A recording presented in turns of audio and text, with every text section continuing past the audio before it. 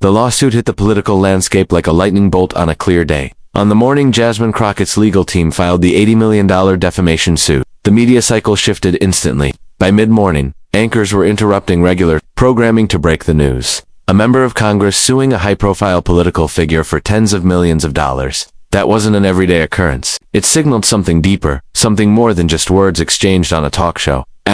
Crockett, a Democrat from Texas known for her unapologetic demeanor and willingness to speak out against conservative narratives, made sure the lawsuit wasn't quietly tucked into a pile of civil court paperwork. The press release was as bold as the claim itself. It alleged that the comments made about her were not just offhand jabs, but part of a calculated effort to damage her personal and professional reputation. And with the $80 million figure attached, it was clear her team believed the damage wasn't just symbolic, it was quantifiable. Reporters quickly dug into the context. Just days before, on a nationally broadcast political panel, Kash Patel had made remarks that, while not overtly accusatory, carried enough insinuation to trigger legal alarms in Crockett's camp. Patel didn't name her directly, but his words were razor-sharp and deliberate. When he mentioned certain members of Congress prioritizing fame over facts, and dropped her name in the same breath, the implication was loud and clear to viewers and critics alike. Some legal analysts initially shrugged it off. They argued that in the fast-paced world of cable news commentary, pointed criticism was part of the terrain, especially for public figures. But Crockett's legal team didn't see it that way. To them, this wasn't just a pundit sounding off, it was defamation disguised as opinion, with real consequences for her credibility, her safety, and her future as a public servant. As the story spread, so did the opinions. Pundits on left-leaning networks applauded the move, calling it a brave stand against the normalization of political slander. They framed it as part of a broader effort by women in politics, particularly women of color, to push back against what they described as a growing wave of targeted harassment from right-wing media figures. Conservative commentators, however, saw it differently. To them, this was a strategic stunt designed to chill free speech and silence criticism. Several prominent voices accused Crockett of overreaching, suggesting she was using the court system to score political points and intimidate opponents. Some even went further, painting her as thin-skinned or unwilling to handle scrutiny, an accusation that sparked even more backlash from her supporters, who insisted she had every right to defend her name. Social media, predictably split in two. Factions. Hashtags like #StandWithCrockett and #SpeechIsNot defamation trended side by side. In the span of hours, what started as a legal filing had morphed into a full-fledged cultural flashpoint. Within her own district. The reaction was equally mixed. Supporters praised Crockett for standing up for herself and refusing to accept what they saw as coded attacks. But even among some allies, there were murmurs of concern. Was this lawsuit the right move politically? Would it open the door to more attention, some of it unwanted, on her own record and public persona? Still, the lawsuit accomplished something undeniable. It forced the issue of political speech into the spotlight. Where was the line between critique and defamation? Could someone in the media imply misconduct without consequences, as long as they framed it as opinion? And at what point does political commentary become personal destruction? Those questions, though not new, now had a real-world test case. And as the media speculated, debated, and dissected every angle, one thing became obvious. This wasn't just about one comment or one lawsuit. It had evolved into a moment of reckoning about the tone of American political discourse and whether the courtroom was now part of that battlefield. Kash Patel had been through hyper-sure situations before, both in the legal world and in the chaotic ecosystem of Washington politics. A former federal prosecutor and senior national security official under the Trump administration, he wasn't the type to rattle eyes. But when the $80 million defamation lawsuit from Congresswoman Jasmine Crockett landed on his doorstep and exploded across the media, even seasoned observers wondered if this would be the moment Patel changed his tone. That speculation didn't last long. Just 2 days after the lawsuit made headlines, Patel appeared on America Decides, a live political broadcast known for its tough interviews and unfiltered panels. The show's producers were quick to invite him, knowing full well that the public was eager to hear how he'd respond. The tension was obvious from the moment the cameras went live. The host wasted no time with formalities. You're being sued for $80 million, she said plainly. Do you stand by what you said, or do you regret it? Patel didn't blink. He adjusted his blazer, leaned slightly toward the camera, and gave a measured, almost surgical response. I stand by every word, he said. If you can't speak plainly about elected officials in this country without being sued, we've lost something fundamental. The studio went silent for a moment, not out of discomfort, but because of how calmly he said it. There was no outrage in his voice, no defensiveness, just conviction. He wasn't escalating, he was anchoring. Then came the part that truly flipped the narrative. Patel continued. If this goes to court, I welcome it. Let's do it on the record. Let's subpoena everything. Her public statements, her calendar, her interactions with lobbyists. I've got nothing to hide, can she say the same? Asterisk, the reaction was immediate, not just from the panelists who sat in a rare state of stillness but from viewers across the country. In the span of 60 seconds, Patel had taken the lawsuit and turned it into an opportunity. It wasn't just a defense, it was an invitation. He was openly calling for full transparency and framing the lawsuit not as a threat, but as a challenge he was more than ready to meet. Asterisk, critics and supporters alike had to admit it was a bold move. While some expected a combative or evasive appearance, what they got was a composed and confident figure who seemed almost energized by the confrontation. Patel wasn't just defending himself, he was reframing the very purpose of the lawsuit. In his view, this wasn't about damage to reputation, it was about accountability. On both sides. Asterisk, the line that got the most replay on cable news and social media was deceptively simple. Let's put everything on the table, he said with a faint, knowing smile. That single sentence altered the dynamics of the story. It suggested that Patel was not only unafraid of scrutiny but was betting that increased scrutiny might actually work in his favor. Asterisk. Legal analysts scrambled to weigh in. Some said it was risky for Patel to speak so publicly while facing litigation. Others argued he was setting the tone early, daring his opponent to follow through. The court of public opinion was officially in session, and Patel had delivered his opening statement on national television. Asterisk. His team didn't issue a traditional press release. They didn't flood the media with counterstatements. They didn't walk anything back. Instead, they allowed the live broadcast to stand on its own. It wasn't just strategy, it was calculated restraint. The message was clear. This wasn't a man running from a lawsuit. It was someone leaning into it, fully aware of the stakes. Asterisk, even some of Patel's critics privately admitted they hadn't expected such a tactful response. They were prepared for deflection, or perhaps a partisan tirade.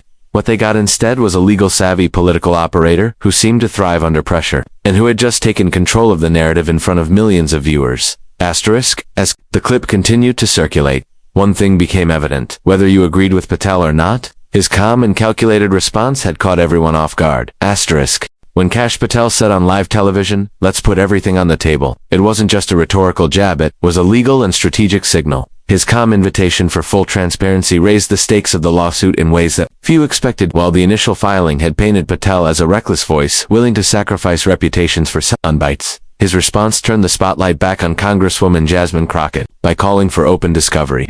Patel essentially challenged the legal process to investigate both parties, not just the accused.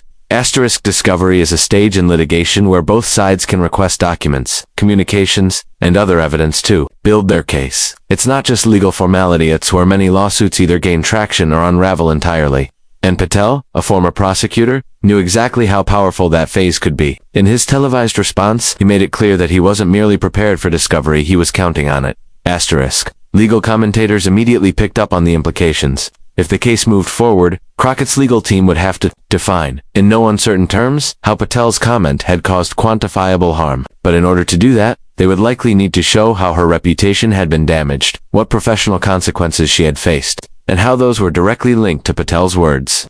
That meant her team might be required to disclose communications, internal records, and perhaps even testimony from colleagues or staff, opening the door to scrutiny she may not have anticipated. Asterisk, Patel's challenge issued live, and without hesitation was more than posturing. It signaled confidence that any deeper examination wouldn't reveal misconduct on his end, but could potentially introduce inconvenient truths about the accuser. He made no specific accusations during his interview, but the subtext was unmistakable. If the lawsuit forced both parties to expose their records, Crockett might find herself under a microscope as well. Asterisk. That shift in tone quickly became a topic of conversation in legal circles. Some attorneys cautioned that Patel's approach was aggressive and could backfire if it looked like he was trying to intimidate the plaintiff, but others saw it as a brilliant move. By throwing open the doors to discovery so publicly, Patel framed himself as someone with nothing to hide while daring his opponent to maintain that same level of openness. Asterisk. It wasn't just the legal community that noticed. Political analysts began weighing in on how this could play out publicly. If Crockett's team pursued the lawsuit aggressively, and discovery uncovered anything politically sensitive like internal campaign strategy discussions, media coordination, or communications with donors, it could feed headlines for weeks.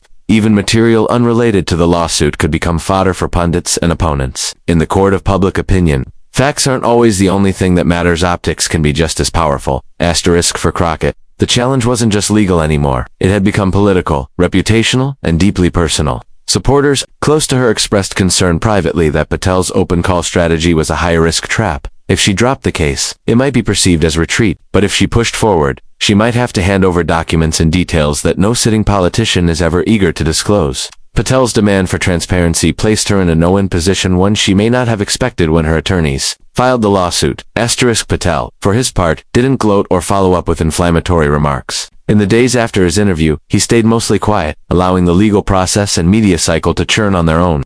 But insiders close to his camp confirmed that his public stance was genuine. He welcomed a trial.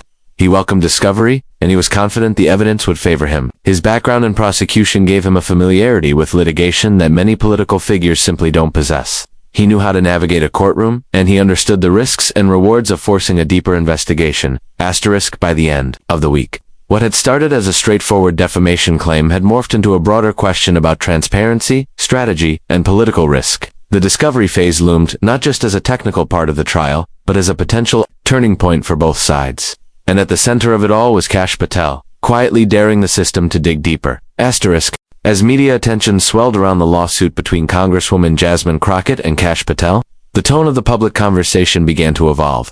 Initially, coverage focused heavily on the legal dimensions, the potential damages, the implications of defamation law, and the risks for both parties. But in the days that followed Patel's composed and provocative live TV response, something unexpected started to happen. The public began to re-examine the deeper issue at the heart of the confrontation, the boundaries of political speech and the cost of public disagreement. Patel, already known for his loyalty to the Trump-era conservative playbook and his tendency to speak bluntly on cable news, had no shortage of critics. Yet in this moment, even some of his staunchest detractors were caught off guard, not just by his refusal to apologize, but by the way he leaned into the situation with clarity and control. It wasn't just that he didn't back down, it was that he calmly articulated a point many Americans, across political lines, were quietly wondering: when did harsh criticism of a public official become a matter for the courtroom? His words: "If you can't speak plainly about elected officials in this country without being sued, we've lost something fundamental," resonated beyond legal analysis. It struck at something broader, something cultural. The lawsuit was no longer seen simply as a clash between two prominent figures. It became a flashpoint in the ongoing national debate about free expression, accountability, and the growing tension between commentary and perceived personal offense. Public opinion began to fracture in unexpected ways. A wave of op-eds emerged, some supportive of Crockett's right to defend her name and dignity, others expressing concern over what they perceived as an attempt to weaponize defamation law against criticism. Interestingly, a number of those voicing concern were not traditional allies of Patel. They came from journalists, legal scholars, and even a few left-leaning commentators who, while disapproving of his political views, acknowledged the potential danger in blurring the lines between disagreement and defamation. College campuses, media panels, and podcast circles took the debate even further. The case was discussed not just in terms of who might win, but in what kind of precedent it could set. If political figures could sue over negative remarks made during public commentary, would pundits start self-censoring? Would satire lose its edge? Would journalists pull back from strong reporting, fearing legal retaliation? Patel's silence after his initial statement only amplified the effect. He didn't follow up with bombastic tweets or media tours. He let his televised words settle into the national psyche, creating a vacuum where others filled the conversation. That restraint, unusual in today's hyper-reactive media world, led some to reassess their assumptions about him. It also shifted the burden of public justification to Crockett. Suddenly, more voices began asking, was this about defending her reputation, or about sending a warning to anyone who dared to question her? Supporters of Patel, and even some independents, pointed to his legal background as evidence that he understood precisely what he was doing. He wasn't shouting into a void, he was setting the terms for a broader conversation, one that didn't just involve him or Crockett, but every American who's ever said something politically inconvenient, on air, online, or in the public square. The ripple effect reached beyond media circles. First Amendment advocacy groups began to monitor the case closely. Some, who had not previously aligned with Patel's political orbit, quietly expressed concern about the chilling effect the lawsuit might create. If his remarks made during a political discussion were enough to prompt a multi-million-dollar lawsuit, what did that mean for activists, student leaders, or everyday citizens who wanted to voice dissent? In a strange twist, the lawsuit began to work in Patel's favor in the court of public perception, whether intended or not. His response tapped into growing public fatigue with performative outrage and legal theatrics in politics. People weren't just choosing sides between Crockett and Patel, they were reflecting on what kind of discourse the country was heading toward. This wasn't about denying the need for respect or boundaries.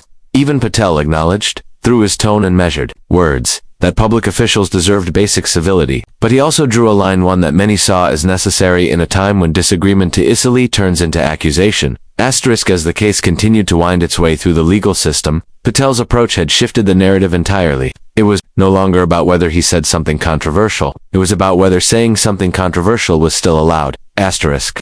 As the legal battle between Jasmine Crockett and Kash Patel continues to unfold, it has already left a lasting imprint on both political discourse and public perception. What began as a defamation lawsuit quickly transformed into a national conversation about the boundaries of free speech, the responsibilities of public figures, and the role of the legal system in settling political disputes. Asterisk. Crockett, a sitting member of Congress, made it clear that she felt Patel's televised remarks were not only inaccurate but damaging personally, professionally, and politically. By filing the lawsuit, she took a bold and high-profile stance, signaling that there are limits to what she and, by extension, other public figures should be expected to tolerate in the name of political commentary.